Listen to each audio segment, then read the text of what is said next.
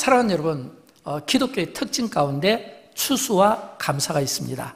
기독교의 특징 가운데 추수와 감사가 있어요. 하나님은 추수하시는 분이고, 그리고 성로된 우리는 감사하는 자들입니다. 하나님은 추수하시고 우리는 감사하는 자들이다라는 겁니다. 여러분, 우리가 추수하면 제일 먼저 떠오르는 게 아마 농부의 추수 아닐까요? 농부의 추수. 제가 어린 시절 전라북도 익산에서 살았는데, 여러분, 전라북도 익산하면 이 뭐냐면 호남평야잖아요. 우리 대한민국의 가장 최대 곡창지대고, 저희 조부께서 정미소를 2개 가지고 있었거든요. 그리고 또 저희 외가에서도 또 농사를 굉장히 많이 했습니다. 트랙터도 많이 있고요. 그래서인지 제가 어렸을 때, 지금이 아니라 이렇게 거슬러 올라가면 과거에 제가 저희 할아버지 집에 이렇게 가서 농번기 때 보면 한 가지 제가 관찰한 게 있어요. 그게 뭐냐면 씨를 이렇게 심을 때는, 이렇게 모를 갖다 심을 때는 이게 식사하실 때 보면 이제 이렇게 주부들이 머리에다가 이렇게 상을 올려갖고 다니잖아요. 근데 추수할 때는 달라요. 심을 때는 주로 계속 고개를 숙여 허리 막 두드리면서 아프다고. 그리고 이제 이렇게 음식을 드시고 하는데, 추수할 때는 고개를 안 숙입니다. 딱 펴고 막 잡아 당기고 막 이러거든요. 그리고 음식이 굉장히 풍성해요. 양쪽으로 막 들고 이렇게 막 중국 요리 배달하는 것처럼. 그리고 무엇보다 추수할 때 보면 농부의 그 얼굴 표정이 있잖아요. 이 표정이 굉장히 밝아요. 막 그냥 콧노래를 부르면서 굉장히 해피한 오 해피데이 이런 것처럼 굉장히 행복해하는 그런 모습을 막 보게 되는 겁니다. 그런 생각을 해봐요. 여러분, 농부가 추수할 때 얼마나 행복하겠습니까? 1년 동안 수고하고 노력한 땀의 결실을 막 끌어올리는 거잖아요. 그러니까 이 행복을 비교할 수 있겠냐라고 하는 겁니다. 여러분, 우리가 추수 때 이 추수의 감사라고 하면, 저는 무엇보다 우리가 하나님 앞에 감사의 제목들을 많이 고백하면 좋겠어요. 왜냐하면 농부에게만 이 추수의 감사가 있는 건 아니잖아요. 우리 개개인에게도 다 추수의 감사가 있잖아요. 어떤 분에게는 가정의 감사, 어떤 분에게는 건강, 어떤 분에게는 자녀, 어떤 분에게는 물질, 어떤 분에게는 직장, 또 어떤 분에게는 이제 오늘 이렇게 수능자들 기도했는데 뭐 이렇게 또 수능 시험을 또 잘 보게 한 이런 감사들도 있고, 찾아보면 많은 감사들이 있지 않겠습니까? 교회적으로도 마찬가지입니다. 저는 이렇게 습관적으로 감사주일이 되면 맥주 감사, 추수 감사 될 때 보면 이렇게 감사 목록을 쭉 적는데, 올해 제가 가장 특이한 감사를 발견했어요. 그게 뭐냐면, 제가 지금까지 영광교회 부임해서 올해가 처음으로 영광교회 성도들이, 자녀들이 가장 결혼을 많이 한 거예요. 10명이 넘었어요. 제가 지금까지 목회하면서 이렇게 결혼이 2자릿수를 처음이었습니다. 굉장히 감격이 되더라고요. 또 아이들도 가장 많이 출산했어요. 오늘도 지금 방금 또 우리 손주분 또 이렇게 또 아이 또 축복 기도를 해드렸는데, 아이도 많이 낳고 결혼도 많이 하고 12월 달에만 4가정이 지금 더 준비가 되어 있어요. 거좀 계속 있다는 거예요. 또 오늘 또 예배 드리면 또 있고요. 또 어제도 또 있었고. 그러니까 굉장히 결혼식이 많은 거예요. 아이들이 많이 낳고.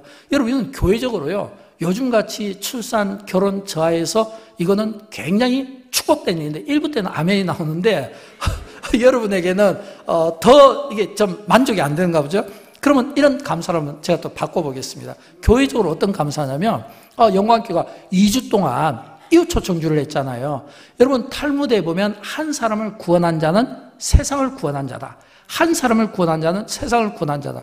근데 영광교회 이웃초청주를 2주를 통해서 얼마나 풍성한 어떤 강사들의 주옥과 같은 말씀들이 있었고, 181명이 또 영광교회 방문하기도 했고, 오늘까지 18명이 또 뭐냐면 이게 등록을 되었거든요. 그래도 감사가 별로 안 나오시네요. 그럼 제가 또 한번 바꿔볼게요. 그러면 아멘 크게 나올 때까지. 이번엔 뭐냐면 이제 또 우리 선교사 또 이렇게 세우는 겁니다. 여러분, 영광교회가 이렇게 성도가 아주 많은 건 아닙니다. 보통 우리 영광교회가 주일 예배를 1, 2, 3부에서 한 500명 정도 드리거든요. 가정으로 치면 400가정이 채 못 돼요. 근데 400가정이 채 못 되는데, 영광교회가 선교사들, 그리고 또 미자립교회, 또 이렇게 목사님들, 그리고 또 등등 장학금, 불우이웃 등 해서 매달 이렇게 103개 구자, 우리 교육자들까지 빼면, 교육자들까지 치면 110개 정도 되겠죠. 400가정도 채 안 되는 교회가 110개 구자에 매달 멈추지 않고 이게 물질을 흘려보는 게, 이게 얼마나 감사가 됩니까? 예. 이제 좀 나오네요. 또 한번 해보겠죠. 이번에는 또 어떤 감사가 있냐면, 이제 우리가 추수감사절 이제 다음 주 구역 찬양대회를 갖게 되잖아요. 이 찬양대회라는데 이게 또 많은 구역이 있는데 구역원들이 한 200명 정도 이렇게 참여를 한다는 또 이야기를 듣게 되었거든요. 뭐 연합으로 해서 뭐 한 20몇 개 구역이 참여하는데, 잠깐 팁을 말씀드리면, 제가 처음으로 심사 요청을 받았습니다. 근데 사실은 저는 음악을 모르잖아요. 저는 음악을 잘 몰라요. 우리 지휘자님이 해야 되는데 왜 저를 시켰는지 제가 이해가 안 되지만, 제가 한다고 대답은 안 했어요. 그러나 만약 제가 한다는 전제하에서는 담임 목사 뭘 보겠습니까? 담임 목사는 음악적인 어떤 평가보다는 수적인 또는 어떤 하모니를 더 많이 보지 않겠습니까? 그죠? 신경을 좀 쓰시라고 말씀을 드린 겁니다. 그리고 우리가 이런 구역 찬양을 왜 합니까? 이런 구역 찬양을. 여러분, 우리가 이 추수감사절, 우리가 감사주일이라는 것은 다른 게 아니에요. 감사주일이라는 것은 그 뜻이 뭐냐면 서로 모여서 하나님 앞에 찬양으로 영광 돌리고 하나님이 주신 것을 우리가 감사할 수 있는 그런 넉넉한 마음들이 있어야 되는 거예요. 그래서 성경에 보면 역대하 5장 13절에서 이런 말씀이 나오는데 우리 같이 읽어보도록 할까요? 나팔 부는 자와 노래하는 자들이 일제히 소리를 내어 여호와를 찬송하며 감사하는데 나팔 불고 재금치고 모든 악기를 올리며 소리를 높여 여호와를 찬송하여 이르되 선하시도다 그의 자비하심이 영원히 있도다 하며 그때 여호와의 전에 구름이 가득한지라. 그렇군요. 저는 영광기가 다음 주에 구역 찬양대를 할 때 저는 이 구역 찬양이 정말 하나님께 감사의 찬송을 올렸으면 좋겠고요. 이 구역 찬양이 진짜 기가 막힌 찬양이 되려면 이 찬양 가운데 밑에 보면 여호와의 전에 구름이 가득한지라 이랬잖아요. 우리가 보통 구약 성경에서 뭐 우레, 불, 구름, 소리 이런 것들은 전부 하나님의 임재를 상징하는 표현들이거든요. 그러니까 이 백성들이 하나님 앞에 감사하고 찬양할 때 하나님께서 그 영광 가운데 그 구름으로 임재하셔서 우리의 찬양을 기쁜 마음으로 받아주시게 된다라고 하는 겁니다. 이런 찬양이 되려면 어떻게 해야 하냐면 이 찬양은 모두의 기쁨이 되어야 되는 거예요. 모두의 기쁨. 저는 구역 찬양을 준비하면서 여러분이 이런 마음을 가졌으면 좋겠어요. 찬양하는 분들에게는 격려와 그리고 또 뭐냐면 응원을 해줬으면 좋겠고, 그러나 다 찬양하는 것은 아닐 거 아니에요. 찬양을 하고 싶지만 이렇게 저처럼 노래를 못 부른다든지 또는 이런저런 어떤 이유나 형편으로 참여하지 못한 분들도 있을 수 있잖아요. 그러나 그 참여하지 못하더라도 그분들에게 참여를 권유하지만 안 되는 분에게 강요하기보다는 이해하는 넓은 마음이 가졌으면 좋겠어요. 왜냐하면 영광교회가 다 참여하면 얼마나 좋겠습니까? 그러나 저는 그것도 하나님의 지혜라고 생각합니다. 만약 다 참여하면 아마 우리는 밤새야 될 거예요. 하나님께서 적당한 시간, 적당한 때에 적당한 구역과 분들을 통해서 찬양하게 하고 나머지는요 우리 열심히 응원하고 박수치는 겁니다. 왜냐하면 제가 보니까 이 참가 상품이 이 전체 이 구역 찬양대에 참석한 분들보다 2배 이상 되더라고요. 그래서 저도 참가상을 받는 거예요.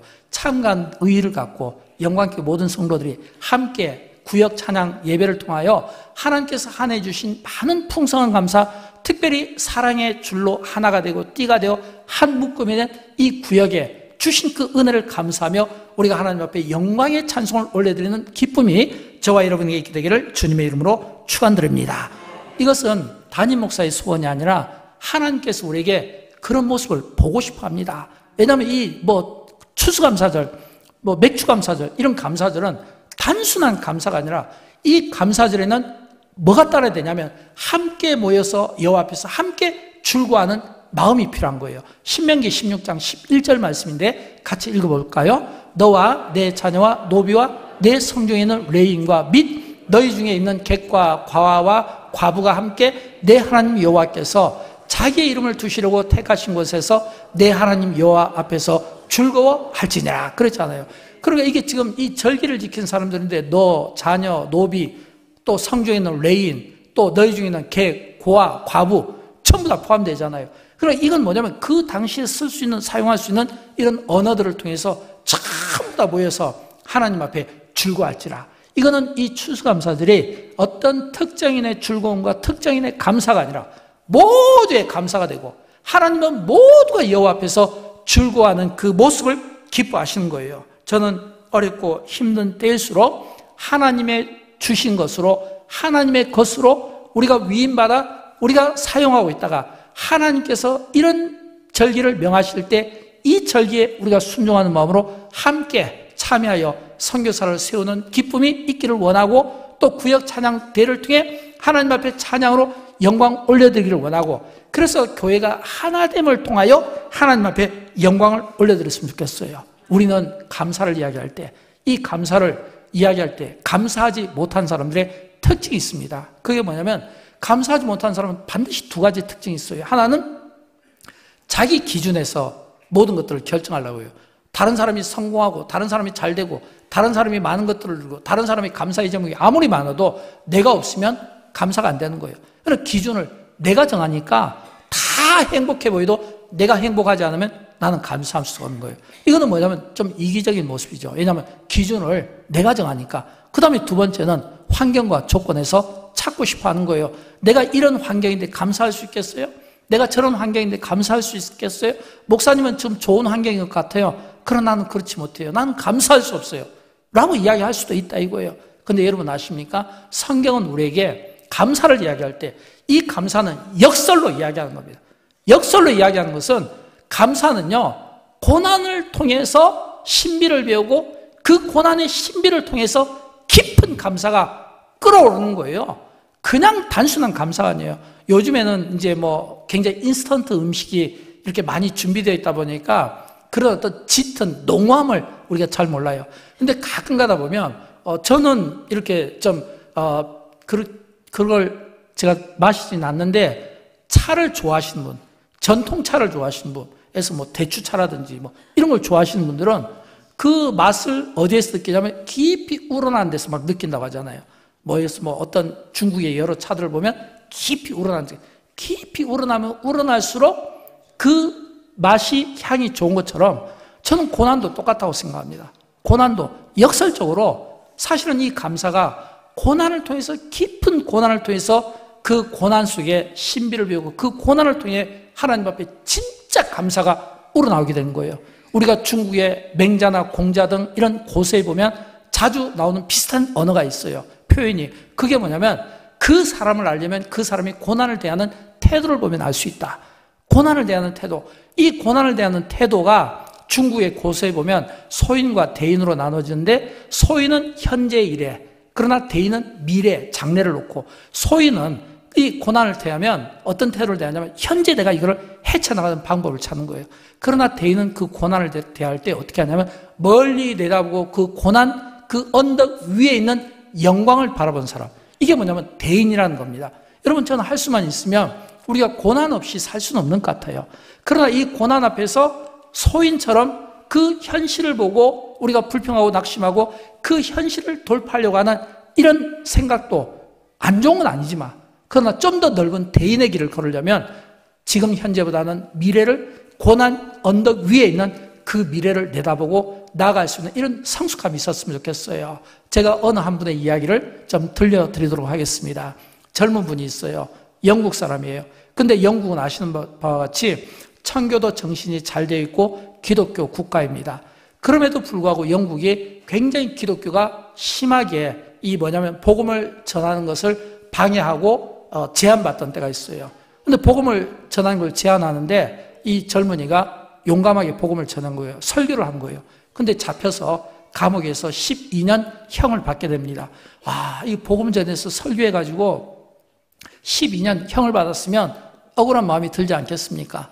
근데 그 억울한 마음이 들 수가 있는데, 이 고난은요, 이 고난이 신비가 된다는 것은 고난은 계속 겹겹이 막 오는 거예요. 그러니까 그냥 본인이 12년 감옥 간 것도 참 억울한 일인데, 자기가 감옥에 가 있는 동안 부인이 죽었어요. 가난에 시달리다가 죽었어요. 정확하게 말하면 부인이 맹인이었어요. 앞을 보지 못하는 아내를 두고 감옥에 간 거예요. 그러니까 이 부인이 맹인이니까 앞을 보지 못하니까 막 가난과 씨름하다가 거지가 되어서 구걸하다가 결국은 죽었다면 우리는 그 죽음이 어떤 죽음이죠? 굉장히 끔찍한 죽음일 수 있잖아요. 근데 더 중요한 것은 3명의 아이가 있었어요.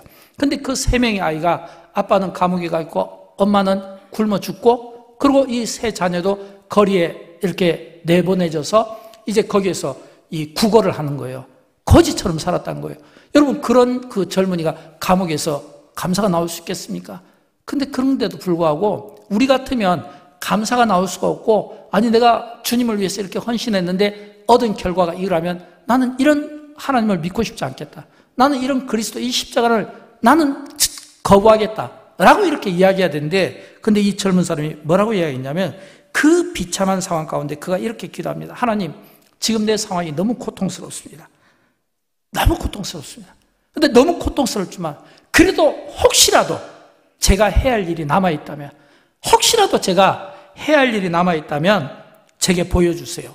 여러분, 이 기도가 어떻게 나올 수 있겠습니까?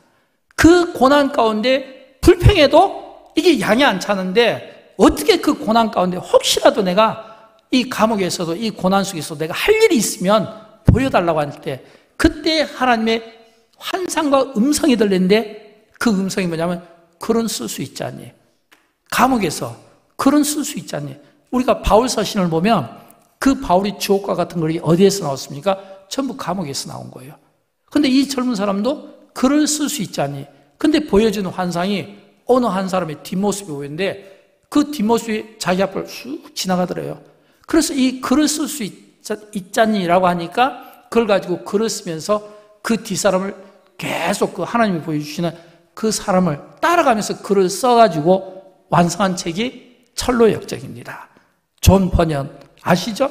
여러분, 이 철로역정, 존 버년이 쓴 이 철로역정은 기독교 역사 가운데 성경 다음으로 가장 권위 있는 기독교 고서로 알려져 있고, 가장 많은 사람들에게 경건 도서로 알려져 있고, 읽혀진 대표적인 그 책이 어디에서 쓰여지냐면, 감옥에서 아내를 잃고 세 자녀들이 거리에서 거지로 비해하는 그 고난의 때에 그가 이 글을 써내려갔다라고 하는 겁니다. 그러니까 이건 뭘 뜻할까요? 감옥에서 다 잃어버렸다고 생각했을 때 그 고난 속에 감사를 배운 겁니다. 그리고 그 감사가 결국에는 지난 수세기 동안 여전히 그 책이 영향력을 가지고 여전히 어린아이에서부터 노년의 일까지 이 책이 지금도 영향력을 갖고 있다는 거예요. 어떻게 해요?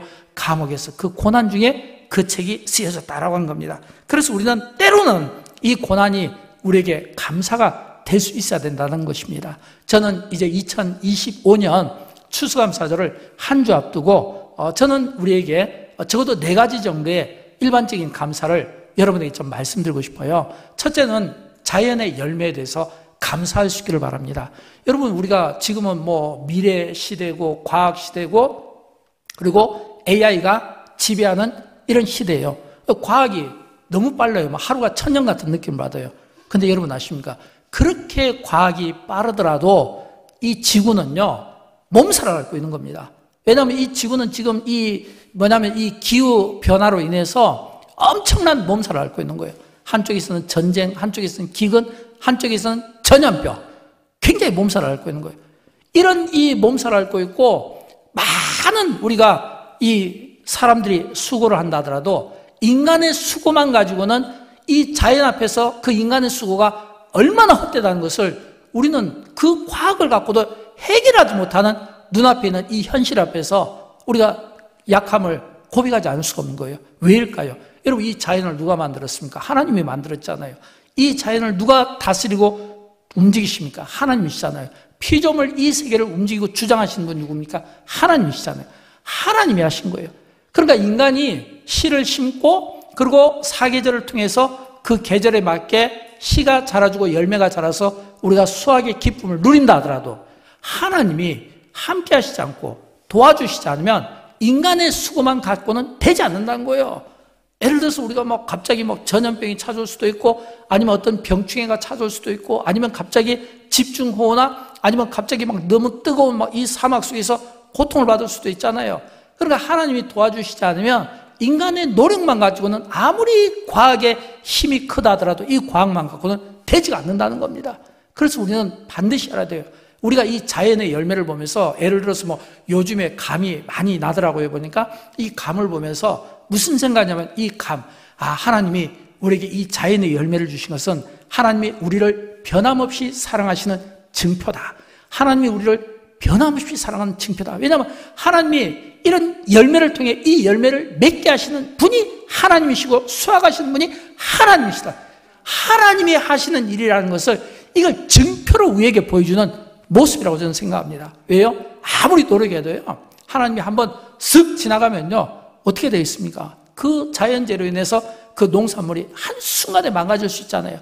망가지지 않고 우리가 보존한 것이 이게 얼마나 은혜인가. 그래서 저는 자연을 볼 때마다 내가 오늘도 또 눈을 떠서 멋진 산을 보고 바다를 보고 또 이 멋진 이 환경을 보고 그리고 열매들을 보는 것, 이게 전부 하나님이 주신 것이고 하나님의 통제 속에 이루어진 것을 우리가 감사하며 살아갈 수 있기를 주님의 이름으로 축원드립니다.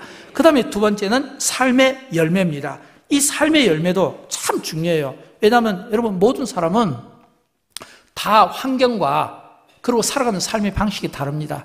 같을 수가 없어요. 다 달라요. 다 다르다는 것은 어떤 의미냐면, 나는 좋아도 상대가 안 좋을 수 있어요. 내가 풍요로운 삶을 살아도 상대는 빈약한 삶을 살 수가 있어요. 내가 건강해도 상대는 약할 수가 있는 겁니다. 이 말은 뭐냐면 우리가 다 다르다는 거예요. 성별이 다르고 기능이 다르고 사는 방식이 다르고 그리고 각각 가지고 있는 어떤 것들이 다 다른 거예요. 근데 그 다른 것이 다르기 때문에 그 다름을 놓고 자랑하는 것이 아니라, 그 다르다는 것은 우리가 존중과 배려로 그 다르기 때문에 나의 어떤 약한 부분들을 강한 내가 또는 있는 내가 또는 여유 있는 내가 건강한 내가 그렇지 못한 사람을 도우면서 함께 살아가야 되는 것이다. 더 중요한 것은 우리가 살아가는 인생의 모든 이 삶을 우리가 끊어서 보면, 이 단막으로 끊어서 보면 괴로운 일이 있을 수 있습니다. 있을 수 있죠. 딱 끊어서 보면 우리 아이가 오늘 어떤 일이 시험을 봐야 되는데 또는 인터뷰를 해야 되는데 또는 어떤 일을 해야 되는데 끊어서 보면 참 괴로운 일이 있을 수 있다는 거예요. 근데 하나님은 우리가 인생을 끊어서 보지만 그래서 우리는 불평과 원망이 나올 수 있어요. 그러나 하나님은 우리의 인생을 끊어서 우리를 보시는 분이 아니라 연결해서 보는 겁니다. 이걸 다른 말로 하나님의 섭리라고 합니다.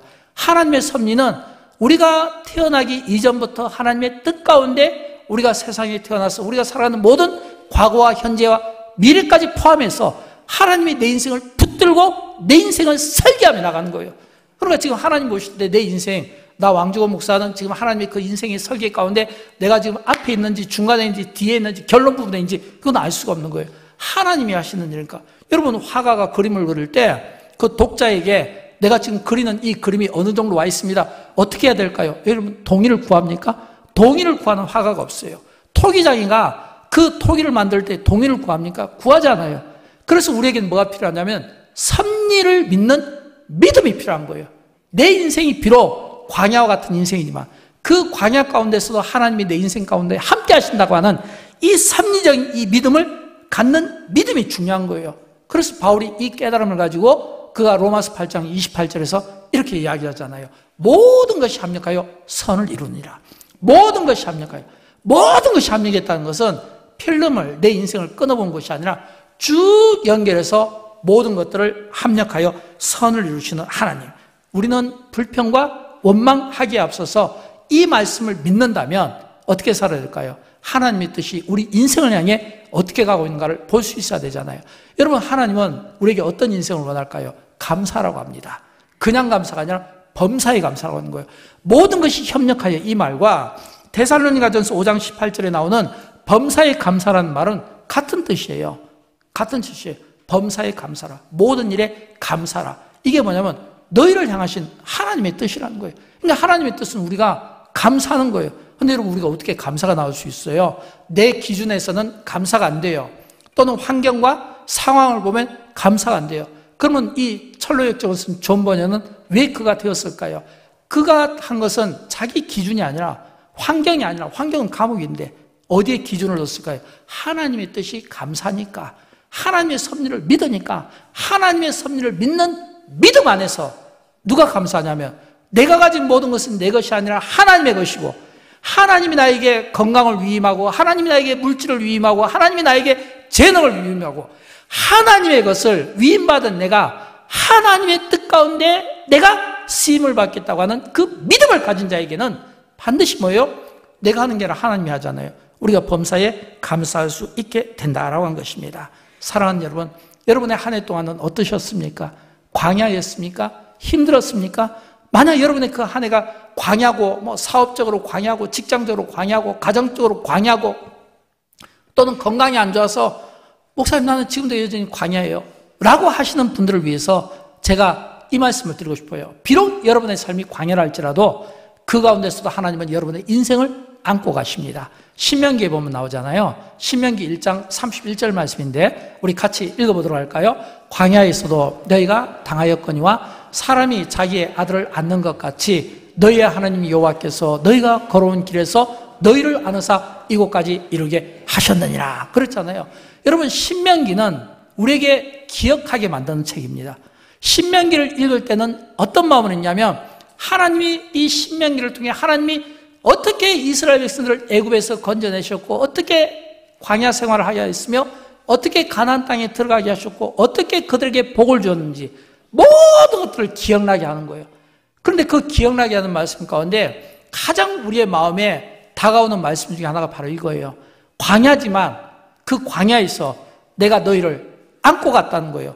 이 말은 때로는 밀고도 가고 때로는 뒤에서 붙잡아 주기도 하고 넘어지려고 하면 오른팔로 또 잡아서 일으키기도 하고 때로는 우리가 너무 힘이 없어서 푹 주저앉고 싶을 때 우리를 안고 여기까지 하나님이 인도하셨다. 그래서 이 광야에서 우리가 배우는 것은 이 광야는 내가 인생의 광야라고 느낀 거지. 오히려 이 광야에서 우리는 기가 막힌 하나님의 은혜를 경험하는 거예요. 그게 뭐냐면 광야는 아무것도 없어요. 물도 없고 머무를 곳도 없고 햇빛을 가려줄 곳도 없고 제일 중요한 이정표도 없고 길도 없어요. 강도 없어요. 그 가운데서도 하나님이 인도하셨기 때문에 그 인도하심 속에 그들이 걸어 나왔다고 하는 이 깨달음이 여러분의 삶 속에 있을 때 비로소 우리는 이 깨달음이 30배, 60배, 100배의 결실로 맺게 될 줄로 믿습니다. 여러분, 감사는 반드시 30배, 60배, 100배의 결실로 돌아오는 거예요. 저는 이런 이 깨달음이 우리에게 있었으면 좋겠어요. 그 다음에 세 번째는 영혼의 열매를 감사했으면 좋겠어요. 우리가 삶의 열매도 중요하고 자연의 열매도 중요해요. 근데 진짜 중요한 것은 영혼의 열매가 되지 않겠습니까? 왜냐하면 예수님 때문에 죄인된 우리가 의인이 되었잖아요. 예수님 때문에 심판받고 지옥에 갈 우리가 천국 가게 되었잖아요. 여러분, 이게 얼마나 감사합니까? 지금도 우리 주변에는요, 하나님을 믿고 싶은데 믿어지지 않는 사람이 있어요. 목사님은 믿고 싶은데, 영광교는 믿고 싶은데, 장로님은 믿고 싶은데 믿어지지 않는 사람이 있어요. 이게 얼마나 감사합니까? 그렇게 믿고 싶어서 구도자의 길을 걷고 그렇게 믿고 싶어서 목말라고 그렇게 믿고 싶어서 여러 책도 보고 도서도 열람하는데도 믿어지지가 않으니까 교회 밖에서 여전히 하나님을 아버지라고 못 믿는데 우리는 그냥 쉽게 하잖아요. 하나님이 나의 아버지심을 고백합니다. 아멘. 하나님은 나의 주님이십니다. 아멘. 전능하사 천지를 만드신 하나님 아버지를 내가 믿사오며 아멘. 아무 갈등 없이 하잖아요. 우리가 아무 갈등 없이 하지만 어떤 사람에게는 아무리 하고 싶어도 고백하고 싶어도 이게 나오지 않고 마음에서 받아들이지를 못하니까 하지 못한 자들이 있다는 거예요. 여러분, 이 말씀이 무슨 의미일까요? 저는 이렇게 생각합니다. 하나님께서 우리에게 깨닫게 해주셨는데 왜 그들은 깨닫지 못합니까? 우리가 깨달았다는 것은요, 하나님이 우리에게 주신 이 구원의 은혜가 우리에게 너무 감사한 거예요. 저는 여러분, 우리가 이 감사주일 때 여러 감사가 있겠지만 구원에 대한 감사를 기억했으면 좋겠어요. 왜 구원에 대한 감사를 기억하냐면 신명기 16장 3절에 보면 이런 말씀이 나오는데 같이 읽어볼까요? 유교병을 그것과 함께 먹지 말고 이래 동안은 무교병 곧 고난의 떡을 그것과 함께 먹어라. 이는 내가 애굽 땅에서 급히 나왔음이니 이같이 행하여 내 평생에 항상 내가 애굽 땅에서 나온 날을 기억할 것이라 그랬거든요. 기억하는 겁니다. 이 기억이 너무너무 중요해요. 여러분 처음 예수를 믿을 때를 기억하십니까? 언제 눈물을 흘리셨나요? 언제 은혜를 경험하셨나요? 언제 내가 그 구원의 감격을 놓고 내가 주님 앞에 그 감격을 고백했나요? 우리가 예배를 많이 드리고 성경 공부를 하고 기도를 하는 것도 중요하지만 하나님이 나를 어떻게 만나주셨고 내 인생을 어떻게 터닝포인트 바꿔주셨고 어떻게 하나님이 나를 구원의 길로 인도하셨고 어떻게 그 죄의 수렁에서 나를 건져주셨고 어떻게 하나님의 자녀 삼아주셨고 어떻게 그 은혜의 삶을 살게 해주셨는지 이 기억이 우리에게 있어야 되는 거예요. 이게 중요한 것은 이걸 기억하는 사람과 기억하지 못하는 사람의 차이점이 저는 영혼 구원 전도라고 생각합니다. 이걸 기억하지 못하는 사람은요, 예를 들어서 영화교가 전도를 한다, 이웃 초청주를 하더라도 자신 어떤 인간관계나 아니면 습관된 어떤 행동에 의해서 전도한 거예요. 그러나 이것을 기억하는 사람은 달라요. 내가 받은 그 은혜와 그 구원이 간절하고 그 은혜에 대한 그 목마름이 크면 반드시 무엇을 깨달았냐면 똑같은 그 어떤 상대를 향한 그 구원의 목마름을 갖게 되는 겁니다. 여러분, 예수님의 공생애 가운데 예수님께서 우리에게 주신 요한복음 4장 35절에 있는 말씀을 우리는 잊으면 안 돼요. 주님이 제자들에게 말씀하셨어요. 너희 눈을 들어 밭을 보라. 휘어져 추수하게 되었도다. 주님의 관심은 보통 우리와 달라요. 우리는 먹는 의식주의 문제가 중요합니다. 또는 성공과 명예나 또는 오른팔이 되는 것을 중요합니다. 그러나 주님의 관심은 오직 그 추수할 곳만 찾고 그 추수를 본 거예요. 왜일까요? 추수를 생각하는 사람의 특징은 그 안에 긍휼의 마음이 있어서 그래요. 긍휼의 마음이. 그래서 성경에 보면 마태복음 9장 36절부터 38절을 보면 예수님의 마음이 있는데 같이 읽어보도록 합니다. 무리를 보시고 불쌍히 여기시니 같이 읽습니다. 이는 그들이 목자 없는 양과 같이 고생하며 기진함이라. 이에 제자들에게 이르시되 추수할 것은 많되 일꾼이 적으니 그러므로 추수하는 주인에게 청하여 추수할 일꾼들을 보내주소서 하라 하시니라. 그랬거든요. 여러분, 이 말씀은 뭐냐면 주님의 그 마음이 어디에 있냐면 긍휼의 마음이에요. 불쌍히 여기는 마음이에요. 누가 전도를 합니까? 긍휼의 마음을 가진 사람이 전도하는 거예요.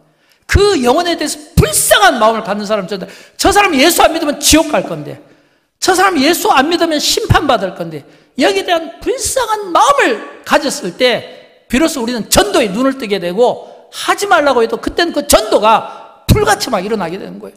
그러나 이런 이 뜨거운 마음이 없고 이 깨달음이 없으면 우리는 여전히 믿음 생활하고 의인이지만 여전히 우리의 믿음과 예배가 형식이 될 수 있다는 거예요. 저는 여러분, 우리가 예배를 형식적으로 우리가 사람에게 보여주는 예배가 되지 않았으면 좋겠어요. 하나님 앞에 진심이 있는, 진짜 하나님 앞에 그 진심을 가지고 한 영혼을 천하답게 여기고 그 한 영혼의 구원을 위해서 눈물을 흘리는 그런 그 눈물을 가진 그런 그 마음으로 우리가 영혼을 향하면 여러분, 우리가 어떻게 전도가 안 되겠습니까? 우리가 어떻게 선교를 안 할 수 있겠어요? 우리가 어떻게 우리의 자녀들을 놓고 이 교회 학교를 부흥시키지 않을 수가 있겠습니까? 내 아이를 놓고 눈물을 흘리듯이 그 믿지 않는 그 영혼을 향해 가는 이런 애틋한 이 눈물이 오늘 우리에게 필요합니다. 더 중요한 것은 하나님은 추수하실 때 진행형이에요. 또 하나님은 우리에게 복음 전도를 명하실 때도 진행형이에요. 진행형이라는 것은 중간에 이쯤에 했으니까 멈추고 이쯤에 했으니까 안 해도 돼, 이게 아니라 진행형은 그리스도께서 재림하실 때까지 우리가 꾸준히 이어져 나가야 될 메시지인 것입니다. 저는 그리스도께서 재림하실 때 그날이 언제가 될지 모르지만 우리 모두가 그 앞에 서 있을 때 저는 그리스도께서 가장 관심을 가졌던 영혼 구원, 전도가 될 수 있고요, 선교가 될 수 있고요, 또 가장 관심을 가진 자녀들, 그 자녀들을 우리가 잘 길러내어서 그날의 주님 앞에 그 모습을 놓고 그날에 잘하였도다, 착하고 충성된 종아, 그날에 내가 너에게 많은 것으로 내가 너에게 주겠다라고 말씀하셨잖아요. 잘하였도다, 착하고 충성된 종아, 내가 적은 일에 충성하기 때문에 내가 많은 것으로 주겠다. 이 많은 것으로 주겠다, 이 이야기가 우리 부모님 세대에서는요, 어떻게 이해했냐면 30배, 60배, 100배의 결실이에요. 요즘에는 그렇게 기도 안 하잖아요. 과거에 우리 할아버지, 할머니, 우리 부모님들은요, 매 기도만 하면 주여 30배, 60배, 100배의 결실을 주옵소서. 바로 이런 기도를 얼마나 우리가 많이 드렸고 얼마나 그런 기도를 들으면서 자랐습니까? 그런 그 부모의 기도, 선대의 그런 신앙이 오늘 저와 여러분이 여기까지 오게 되었다는 사실을 믿으시기 바랍니다.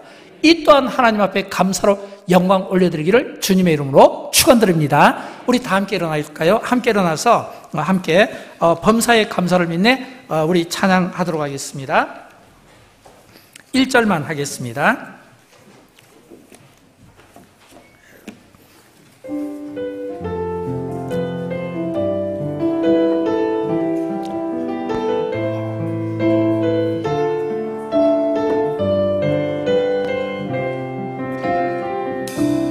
나의 감사는 나의 지 않네 얻은 법은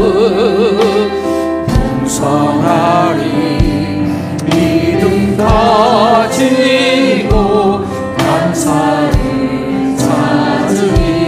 나는 오늘 또 감사하리. 감사에 감사를 드리시